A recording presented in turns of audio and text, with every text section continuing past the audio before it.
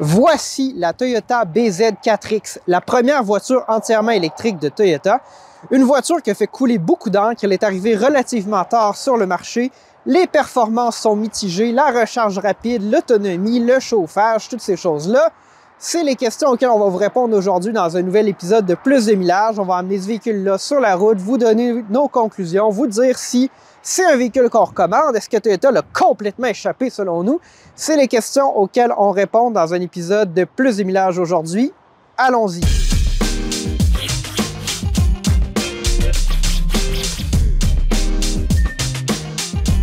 Que se cache-t-il sous le capot du BZ4X? On a une batterie de 71,4 kWh, dont la capacité utilisable est d'environ 64 kWh.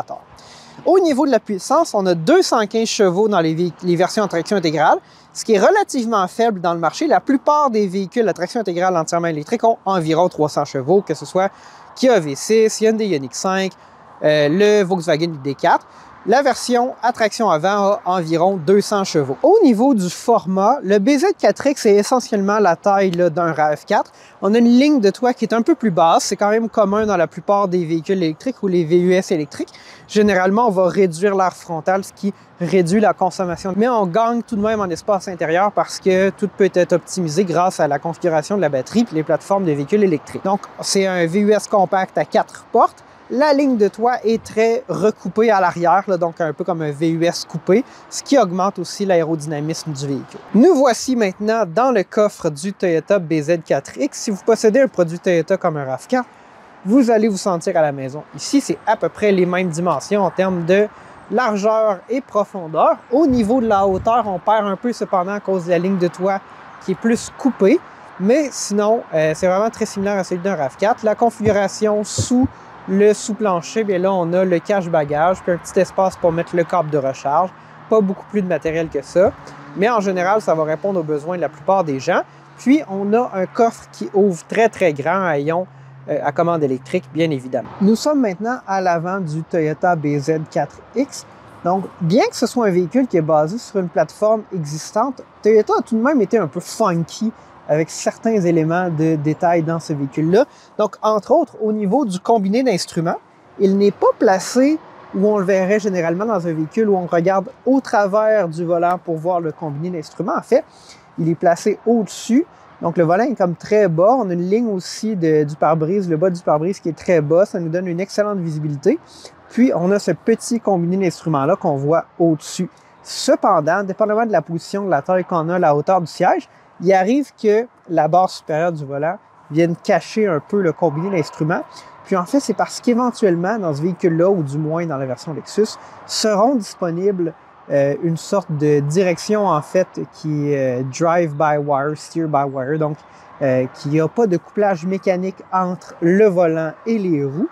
Puis ça vient avec un volant de type yoke, un juke, qui n'a pas de barre supérieure. Donc là, ça a probablement plus de sens dans ce cas-là. Mais au niveau de la visibilité, c'est vraiment excellent. On a vraiment beaucoup de visibilité. On voit super bien devant le véhicule. Donc ça, c'est excellent. Le volant se prend très bien en main. Il est relativement de petite taille. Puis sur la console centrale, on a les éléments là, de base de gestion de la climatisation, de la radio. Donc c'est pas tout mis dans l'écran central. Donc ça, c'est quelque chose qu'on apprécie. On a aussi une console avec du rangement à l'intérieur, puis sous la console, un peu comme la Chevrolet Bolt, je suis certain qu'on peut placer un petit poulet sous cette console. Par exemple, un défaut extrêmement important, il n'y a pas de coffre à gants. Donc, on pourrait accepter que dans une McLaren ou une Ferrari, il n'y ait pas de coffre à gants pour sauver du poids ou peu importe. Mais dans un véhicule qui est destiné à une utilisation de tous les jours, ça m'apparaît un peu incongru. L'une des critiques que le propriétaire Pierre de ce véhicule-là a fait quant au BZ4X, c'est l'ouverture des portes à l'arrière. En fait, les portes n'ouvrent pas à 90 degrés. On a peut-être un angle d'environ 70 degrés, je n'ai pas exactement les statistiques, mais elles n'ouvrent pas très grand, et surtout si on a des enfants, des jeunes enfants qu'on désire faire monter et descendre un siège de bébé du véhicule, c'est assez difficile. Il y a certains véhicules aujourd'hui qui sont très orientés vers les familles qui font ça super bien. C'est le cas par exemple du Rogue et du Mitsubishi Outlander avec des portes qui ouvrent à 90 degrés, ça c'est vraiment excellent. Une fois qu'on monte dans le BZ4X, cependant, on a énormément d'espace pour les jambes. C'est vraiment super bien optimisé. On a un intérieur en tissu qui est de qualité acceptable. On a du piano noir aussi, même à l'arrière. Donc, Toyota n'a pas réduit la qualité des matériaux sur les places arrière. Donc, ça, c'est très bien. On a 2 prises USB type C, seulement type C à l'arrière pour recharger les appareils des enfants. Mais sinon, c'est très conventionnel. Beaucoup d'espace, mais une ouverture un peu trop réduite de la porte. Maintenant, au volant de la Toyota BZ4X. Donc, on va quand même aborder les sujets controversés maintenant là, pendant qu'on conduit. Je suis sur le régulateur de vitesse adaptatif. Il est quand même assez efficace, il maintient bien la voie. C'est correct, c'est pas au niveau d'un Tesla, mais ça fait le travail. Donc, les sujets contentieux sur le BZ4X, 2 choses. 1, l'autonomie. 2, la recharge rapide. On va commencer par l'autonomie. C'est un véhicule qui a une autonomie annoncée de l'ordre de 425 km, quelque chose comme ça. Mais dès qu'on active la climatisation ou le chauffage, alors là, il n'y a plus rien qui va. Donc en fait, tout ce que je vais faire, c'est passer de la climatisation éteinte à la climatisation activée en mode auto. Donc on a 395 km d'autonomie. Si j'appuie sur la climatisation en mode en mode auto, et si elle est réglée à 16 degrés, j'ai 296 km d'autonomie. Puis, bon, si j'ajuste la température, ça ne change pas. Si j'appuie sur le mode éco, donc la climatisation en mode éco, là, je gagne quelques kilomètres d'autonomie, je passe à 308. Donc, on a vraiment là, une autonomie qui est largement limitée par l'utilisation du système de chauffage ou de climatisation. C'est vraiment plus comme désavantage là, ou malus, disons, sur l'autonomie que n'importe quel autre véhicule électrique là, qu'on a essayé jusqu'à maintenant. Donc, Toyota a fait des choix discutables au niveau de son architecture. Pas vraiment de conditionnement de batterie. Donc, au niveau là, de la performance en termes d'autonomie, c'est vraiment limité par rapport à celle de la plupart des véhicules électriques quand on active la climatisation. Le deuxième élément qui est à discuter, c'est la recharge rapide. Là, il y a beaucoup de gens qui ont couvert ce sujet-là quand le véhicule a été lancé. Maintenant, il y a quelques mois qui se sont écoulés. Est-ce que vraiment c'est à faire peur comme on en parle? Oui. Bien, la réponse, c'est oui. Le propriétaire de ce véhicule-là me disait que récemment, il s'est rendu à Sherbrooke, il ne faisait pas si froid que ça. Il est arrivé à une borne de recharge, il lui restait 25 % de batterie.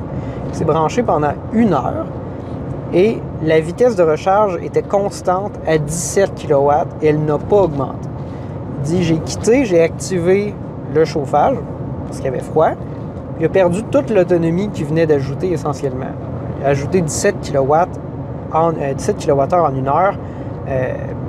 C'est vraiment, vraiment exécrable. La plupart des véhicules vont être capables de au moins conditionner leur batterie en quelques dizaines de minutes, 15, 20, 30 minutes, puis ensuite être capable d'aller chercher une performance de recharge normale. Ce n'est pas le cas pour le BZ4X. Donc ça, au niveau de la performance de recharge rapide, surtout par temps froid, c'est vraiment exécrable. C'est pas au niveau de la plupart des autres véhicules. Je dirais même, c'est probablement pire que la Chevrolet Bolt, qui est quand même un véhicule là, qui est d'une autre génération, comparé par exemple à un Ioniq 6, un Ioniq 5 ou un Kia V6. Au niveau de la conduite, je suis quand même agréablement surpris. Au niveau de l'accélération, le BZ4X a seulement 215 chevaux, mais on ne sent pas là, que c'est limité comme ça. Vraiment, l'accélération est rapide, le couple est instantané, comme dans la plupart des véhicules électriques. Donc, sur papier, ça a l'air d'un véhicule moins performant qu'un Kia V6, par exemple, qui aurait 300 chevaux en configuration à traction intégrale. Mais c'est pas inadéquat, là. Il n'y a aucun manque de puissance. On a un comportement aussi qui est peut-être plus rassurant que la Bolt, par exemple. Donc, ça, au niveau de l'accélération, c'est vraiment excellent.